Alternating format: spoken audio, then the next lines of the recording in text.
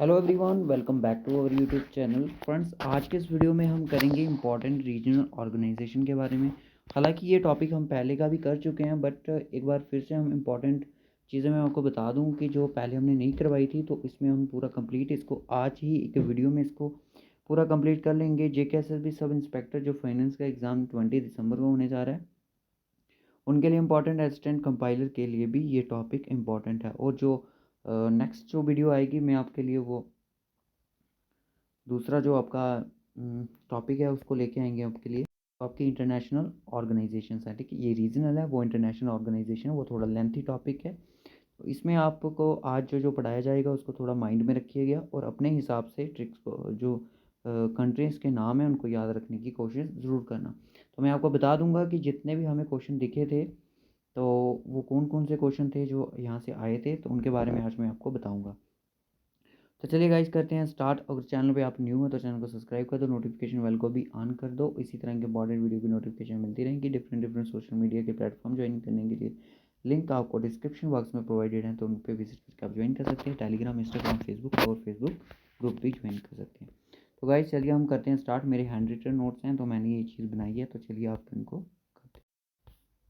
तो फ्रेंड्स, आपकी स्क्रीन पर आपको शो हो रहा है कि जिसमें हम पढ़ेंगे आज के इस वीडियो में, वो करेंगे आज रीजनल ऑर्गेनाइजेशन के बारे में।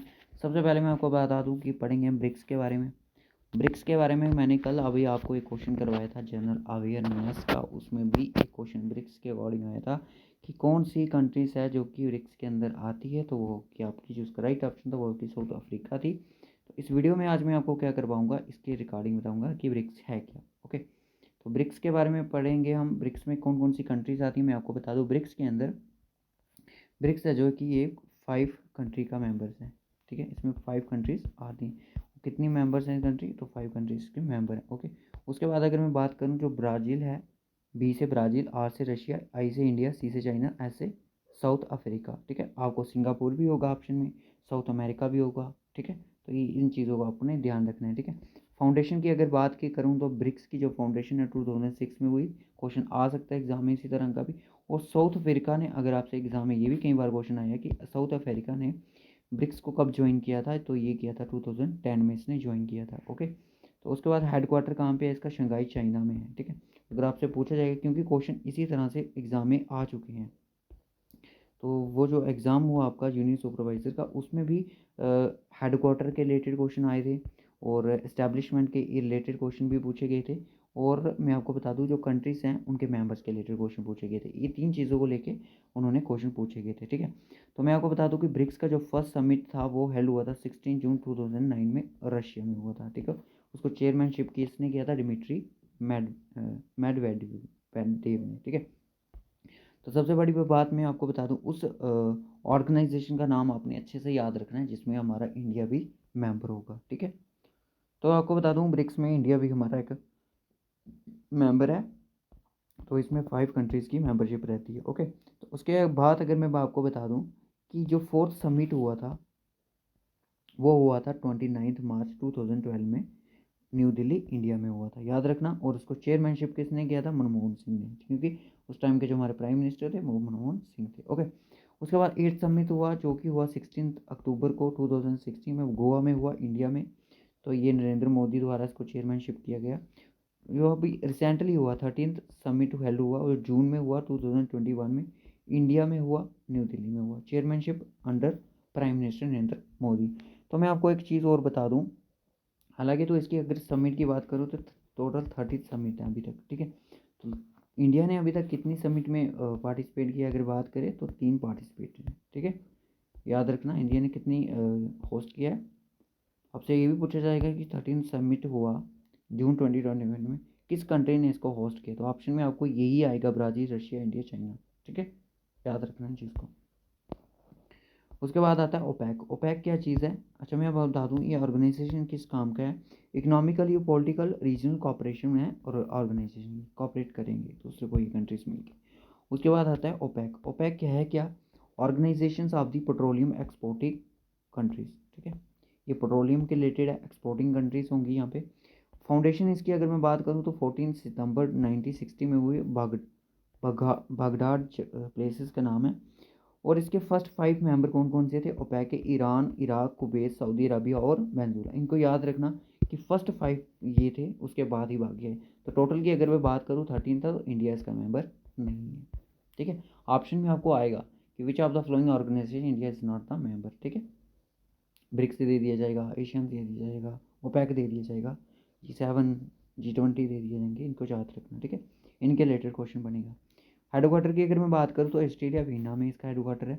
Asian associations of south east Asian nation. तो कई बार क्वेश्चन कहाँ कहाँ से बनता है मैं आपको बता दूँ। कई बार फुल फॉर्म से क्वेश्चन बन जाता है, दूसरा हेडक्वार्टर से, तीसरा उसके फाउंडेशन से, और चौथा बन जाता है मेंबर से। ओके, अगर मैं बात करूँ इसकी कि हेडक्वार्टर इसका जगराता इंडोनेशिया में है और फाउंडेशन इसकी 8 अगस्त 1967 में हुई थी। ठीक है, south east association of south east Asian nation. ठीक है, होप सो यहाँ तक सबको समझ आ गया होगा। उसके बाद मैं अगर बात करूँ, ये जो रीजनल ग्रुपिंग है इनकी, that promote the economic, political and security corporation among this 10 member its member. ठीक है, अच्छा ठीक है। जो अपना एशियन है, अगर आपसे एग्जाम में ये क्वेश्चन आया था, सॉरी मैं भूल गया था, कि जो एशियन है उसके कितने मेंबर्स हैं। ठीक है, एशियन के कितने मेंबर हैं, तो वो आपके 10 मेंबर्स। ओके, आपसे क्वेश्चन इस तरह से पूछा जा सकता है, which of the following organization holds the 10 members. तो सार्क आ सकता है, सार्क, एशियान आ सकता है, ओपेक आ सकता है, ब्रिक्स आ सकता है। तो इस तरह से क्वेश्चन बन सकता है। ठीक है, क्वेश्चन किसी भी तरीके से बन सकता है। मेंबरशिप कौन कौन सी कंट्रीज है? ब्रुनई है, कंबोडिया है, Indonesia, Laos, Malaysia, Myanmar, Philippines है, सिंगापुर है, थाईलैंड और वियतनाम है। तो India is not the member of the Asian. Okay, अगर आपसे पूछा जाए कि जो रिसेंटली अभी मैंने करंट का डाटा भी लिखा है यहाँ पे, 38 जो एशियन समिट हेल्ड हुई, वो कहाँ पे हुई? ये 28 अक्टूबर 2021 में ये ब्रुनई में हुई। ठीक है, ब्रुनई भी इसका एक मेंबर है। ओके, उसके बाद आता है सार्क। सार्क है क्या सर? ओके, सार्क जो है South Asian association for region cooperation, ये भी कॉपरेशन है एक। ठीक है, फाउंडेशन की बात करूँ तो 8 दिसंबर। आपसे बोला जाए कि सार्क, सार्क यानी कि 7, 7। ठीक है, 7 इसके मेंबर हैं, याद रखना। 1985 में इसकी वो होती है, क्या बोलते हैं इसको, फाउंडेशन होती है 8 दिसंबर को। ढाका बांग्लादेश में हुई। हेडक्वार्टर्स के काठमांडू नेपाल में है, तो नेपाल भी इसका डेफिनेटली मेंबर होगा। ओके, बांग्लादेश, भूटान, बांग्लादेश, भूटान, इंडिया, मालदीव, नेपाल, पाकिस्तान और श्रीलंका। ठीक है, ये सारी एक हिसाब से देखा जाए तो आसपास की कंट्रीज ही हैं। ठीक है, तो ये हमारा इंडिया आ गया। ठीक है, तो श्रीलंका आ गया, बांग्लादेश आ गया, म्यांमार आ गया। ठीक है, नेपाल आ गया, पाकिस्तान आ गया। ठीक है, बाकी मतलब पास की कंट्री ही हैं भाई यहाँ पे। ठीक है, तो ये दूर नहीं जाना। आपने याद किस तरह से रखना है इस चीज़ को, बांग्लादेश और भूटान, यानी कि बी से बांग्लादेश और भूटान। इंडिया पाकिस्तान का मैच, इंडिया पाकिस्तान और श्रीलंका भी साथ में, तीनों को ले लो। मालदीव और नेपाल को याद रखो, MN। ठीक है, इस तरह से।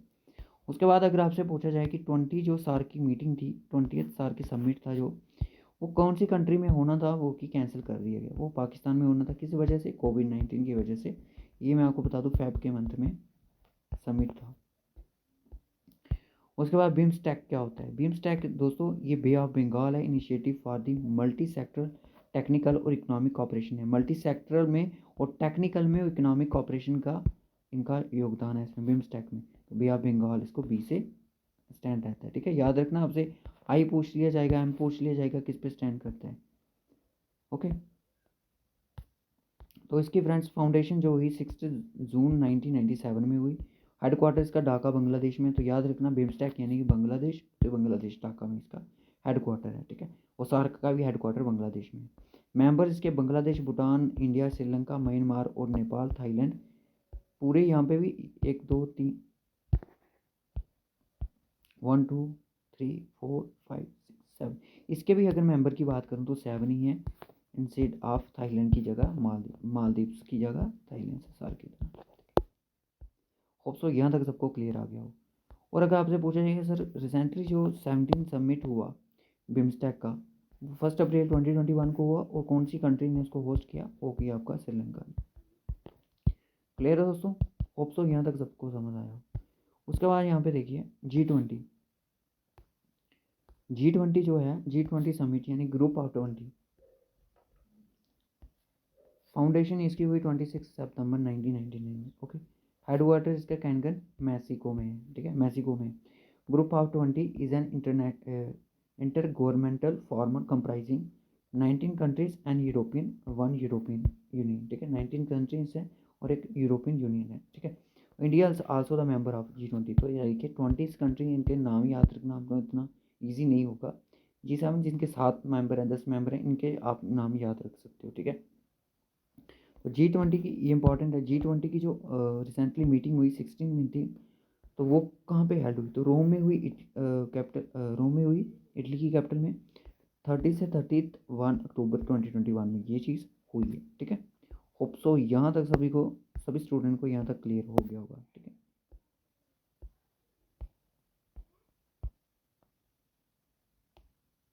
उसके बाद है G7, group of 7 international organization, inter governmental organization made the world largest developed economy.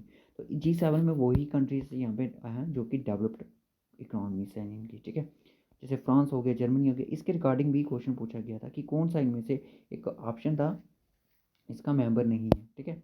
तो ये यहाँ से JK SSB जूनियर सुपरवाइजर के एग्जाम में भी क्वेश्चन आया था।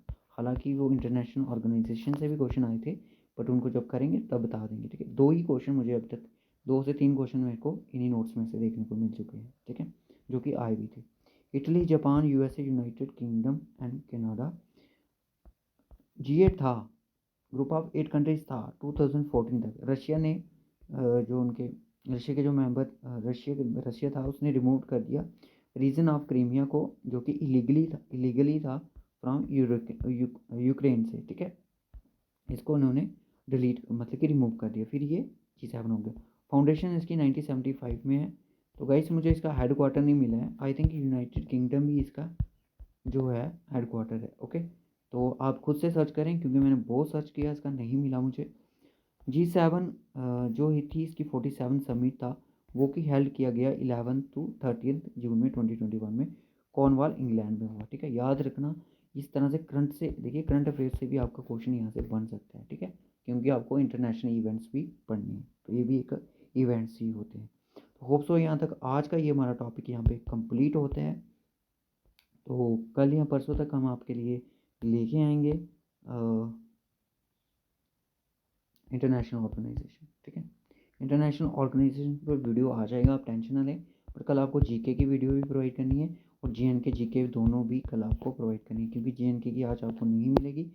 आज अकाउंट उनका स्टॉक एक्सचेंज वालों का और आपका भी स्टॉक एक्सचेंज वाला, और जो रीजनिंग है उनकी डायरेक्शन साइंस टेस्ट पे 9 बजे रात को वीडियो होगी, तो आप ही उसको ज़रूर देखें, उसमें थोड़ा बेसिक बताया जाएगा, ठीक है।